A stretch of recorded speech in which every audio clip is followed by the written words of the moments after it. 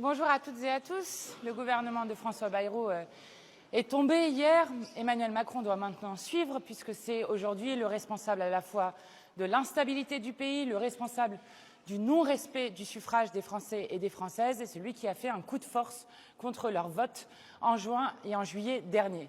Je le rappelle parce que c'est non seulement historique, pour la première fois un gouvernement est tombé avec un vote de confiance dans toute l'histoire de la Ve République, mais c'est surtout la première fois dans toute l'histoire de la Ve République qu'un gouvernement et son budget sont battus avec une aussi large majorité de députés, c'est-à-dire 2/3 des députés qui refusent la politique qui est menée. Puisque nous avons un président de la République qui refuse de changer de politique et qui s'apprête à mettre un énième Premier ministre qui continuerait toujours la même politique, eh bien nous allons déposer cet après-midi une motion de destitution. Cette motion de destitution a été pour la première fois déposée il y a un an lorsqu'Emmanuel Macron a refusé de reconnaître la souveraineté populaire. Et il se trouve que cette fois-ci, nous la déposons encore plus en force que l'année dernière puisque nous avons d'ores et déjà 86 signataires, donc en plus évidemment du groupe des Insoumis dans son intégralité.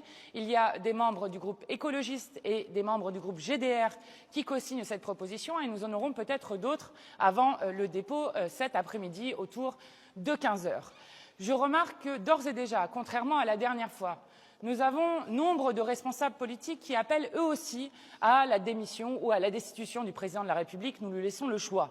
Je note que, par exemple, Jean-Pierre Raffarin, ancien Premier ministre, a lui-même dit qu'il fallait une présidentielle anticipée et donc le départ d'Emmanuel Macron, que le président de l'Association des maires de France s'est lui aussi prononcé pour le départ d'Emmanuel Macron, Valérie Pécresse de même, Copé et d'autres qui se sont exprimés sur cette question.